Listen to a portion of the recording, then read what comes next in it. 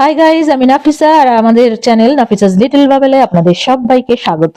আজকে চলে এসেছি আমাদের মুর্শিদাবাদ ট্যুরের তৃতীয় ব্লগটি নিয়ে। এর আগের দুটো ব্লগে আমরা কি কি দেখেছিলাম তার কিছু অংশ শেয়ার করেছিলাম, কাঠগোলা বাগানে পর্যন্ত। এখানে শেয়ার করতে চলেছি আমরা জগৎ শেঠের বাড়ি, হাজারদুয়ারি, আজিমুন্নেসার সমাধি আর সবশেষে মতিঝিল পার্ক। তো চলুন দেখে নেওয়া যাক ভিডিওটি। আর যদি ভালো লেগে থাকে প্লিজ একটা লাইক করে দেবেন, ফ্রেন্ডস আর রিলেটিভদের মধ্যে অনেক অনেক শেয়ার করবেন আর চ্যানেলটাকে সাবস্ক্রাইব করে আমাদের পাশে থাকবেন। তো চলুন শুরু করা যাক। আগে বলেছি আমাদের সঙ্গে গাড়ি ছিল, তো কাঠগোলা বাগান থেকে আমরা গাড়ি নিয়ে বেরিয়ে চলেছি জগৎ শেঠের বাড়ির দিকে। ওখান থেকে 10 থেকে 15 মিনিট টাইম লেগেছিল যেতে। তো আমরা পৌঁছে গেলাম 15 মিনিটের মধ্যে জগৎ শেঠের বাড়ি, যেটা এখন মিউজিয়ামে পরিণত হয়েছে। এখানে দেখবার অনেক কিছু রয়েছে, 10টা গ্যালারি রয়েছে, গুপ্ত সুড়ঙ্গের মধ্যে যে অস্ত্রাগার ছিল সেটা রয়েছে, বেনারসি শাড়ি রয়েছে, সোনার উপর কাজ করা ওনাদের ব্যবহার্য পোশাক পরিচ্ছদ রয়েছে, আর সোনার উপর কয়েনও রয়েছে। তো এখানে প্রবেশ মূল্য হচ্ছে 20 টাকা। আর গাইড আছে, গাইড আপনারা নিতেও পারেন, নাও নিতে পারেন। গাইড হচ্ছে 50 টাকা।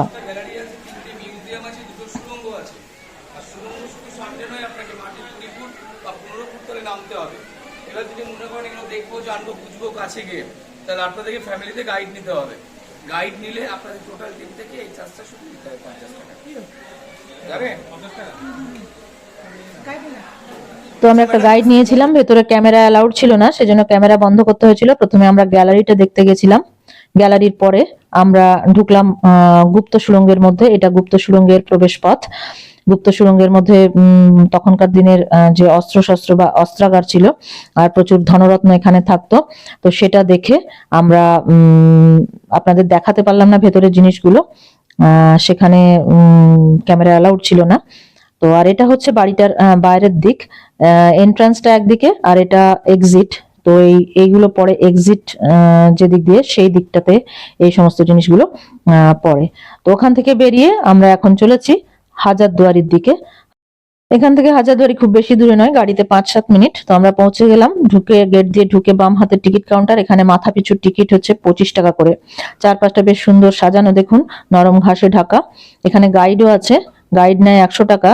তবে আমরা বলেছি সব লেখা আছে, গাইড লাগবে না বলে একটুখানি গাইডের রাগও হয়েছিল। না কাকিমা বলুন লাগবে না, ঠিক আছে, লেখা নাই। আমরা অনেক কাকিমা আমার কথা ভালো করে বুঝার চেষ্টা করুন, লেখা নাই, ঠিক আছে, আপনি নেবেন না, ভালো কথা, নো প্রবলেম। কিন্তু লেখা আছে এই কথা খবরদার বলবেন না, লেখা থাকলে আমরা এখানে থাকবো না। উনি ঢেকে গেছেন তো, তাই জন্য ওই যে যাও নিতাম কাকিমা বলাতে গেল, বলবো দাদা ওই বয়স্ক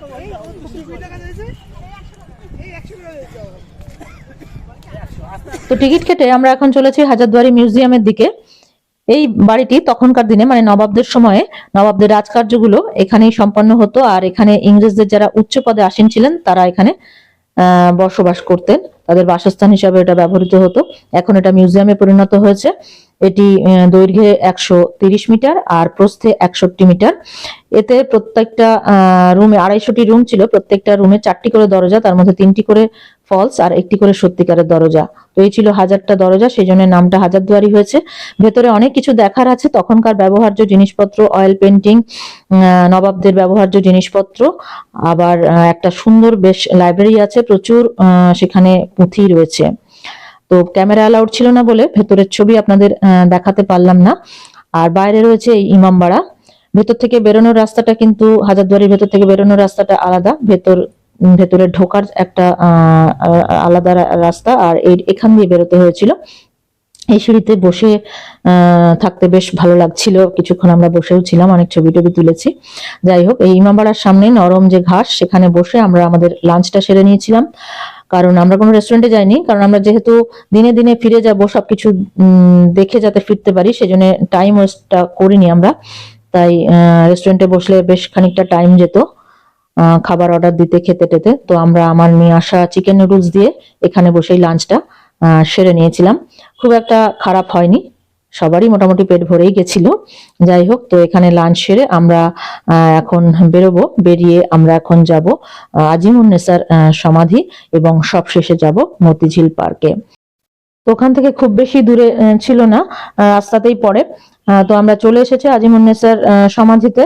আজিমুন্নেসা ছিলেন মুর্শিদ কুলি খাঁর মেয়ে আর সুজাউদ্দৌলার ওয়াইফ। তার অদ্ভুত একটা রোগ ছিল, যে রোগের জন্য তাকে নাকি একটা করে বাচ্চার লিভার খেতে হতো। এটা শোনা যায়, মানে ইতিহাসে আছে আর কি। তো তার বাবার মতো তারও সমাধি ছিল সিঁড়ির নিচে। মুর্শিদ কুলি খাঁর সমাধি যেমন কাটরা মসজিদে সিঁড়ির নিচে ছিল, এখানেও তার সিঁড়ির নিচেই সমাধি, তার বাবার সাথে সামঞ্জস্য রেখে করা হয়েছে। আর এই স্থাপত্যের সঙ্গে অনেকটা মিল পাওয়া যায় কাটরা মসজিদের। তো এটা উপরে বেশ সুন্দর, এখানে উদ্যান টাইপের এখন আছে, ভেঙে চুরে সব নষ্ট হয়ে গেছে। এখান থেকে পড়ন্ত বিকেলের সূর্যটা দেখতে বেশ ভালো লাগছিল। আচ্ছা, এখন আমরা চলেছি আমাদের শেষ গন্তব্য মতিঝিল পার্ক। জানি না ওখানে কতটুকু সময় আমরা কাটাতে পারবো, কারণ আমাদের ট্রেন আছে 5:20 বহরমপুর থেকে। আগেই বলেছিলাম বহরমপুর থেকে আমরা ফের ট্রেনটা ধরবো। তো সেই মতো আমরা মতিঝিলে যাচ্ছি, মতিঝিল থেকে সোজা বহরমপুর স্টেশন যাব। তো এখন 4:10 বেজে গেছে, এখান থেকে যেতে আরো মিনিট 5-7 লাগবে। তো সেই জন্য বুঝতে পারছি না কতক্ষণ ওখানে কাটাতে পারবো। তবুও চলুন যাই, দেখি কেমন পার্কটা। এর আগে আমি মুর্শিদাবাদ এসেছিলাম, পার্কটাতে যাওয়া হয়নি। তো আজকে আমরা সবাই যাচ্ছি। তো এই যে আমরা চলে এসেছি মতিঝিল পার্ক, দেখতে পাচ্ছেন এটা এন্ট্রান্স। এখান দিয়ে ঢুকতে হয়, বেরোনোর রাস্তাটা অন্যদিকে, সেটা পরে দেখাবো। এখানে মাথাপিছু 30 টাকা করে টিকিট। এই যে রাস্তাটা, এটা সোজা চলে যাচ্ছে একদম শেষ প্রান্ত পর্যন্ত। আর এই রাস্তার বাম দিকে এই দিকটাতে মুর্শিদ কুলি খাঁ স্ট্যাচু রয়েছে, ওই যে দূরে দেখুন। আর ডান দিকে রয়েছে ওয়াশরুম। এই রাস্তা ধরে সোজা হাঁটতে হাঁটতে ডান দিকে বাম দিকে আরো অনেক রাস্তা রয়েছে, মানে মাঝখান দিয়ে হেঁটে চলে যাওয়ার জন্য। আর বাকি জায়গাটা সুন্দর ঘাসে ঢাকা জমি, নরম মোলায়েম ঘাস, খুবই সুন্দর করে সাজানো গোছানো। এই পার্কটি 350 একর জমি নিয়ে তৈরি, খুবই বড় পার্ক। ভাগীরথীর অ্যাবান্ডেন্ট কিছুটা অংশ থেকেই এটা তৈরি হয়েছে। নবাব আমলে এই ভাগীরথীতে, মানে যে অংশটুকু ঝিল পরিণত হয়েছিল, অ্যাবান্ডেন্ট অংশ ভাগীরথী থেকে বেরিয়ে এসেছিল, সেখানে গোল্ডেন আভাযুক্ত মুক্তোর চাষ হতো, মতি অর্থাৎ মুক্তো। তো সেই থেকেই এই নামটা কিন্তু এসেছে মতিঝিল পার্ক। যে ঝিল থেকে নামটা এসেছে, আমরা এখন সেই ঝিলটা দেখতে যাই। চলুন দেখে আসি, আপনাদেরকেও দেখায় ঝিলটা এখন কি অবস্থায় আছে।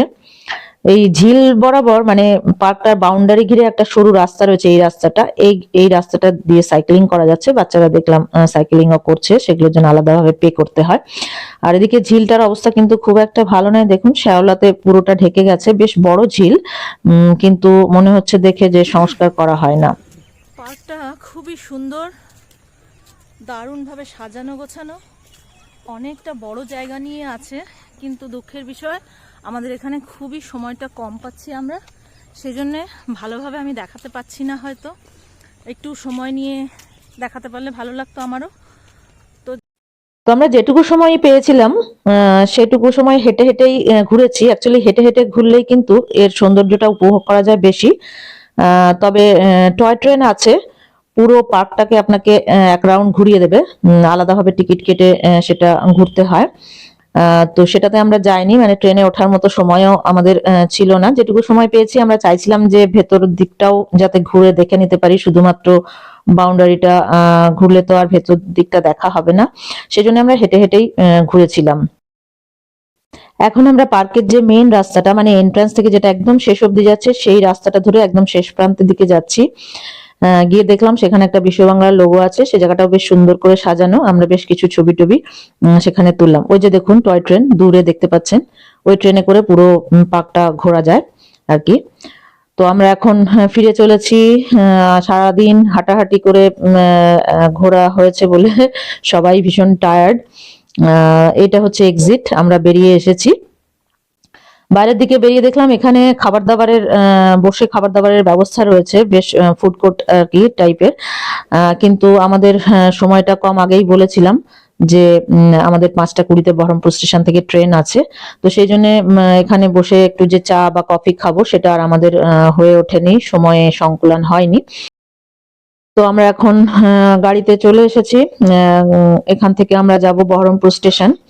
আগেই আপনাদের বলেছিলাম যে আমাদের ট্রেন আছে 5:20 বহরমপুর স্টেশন থেকে।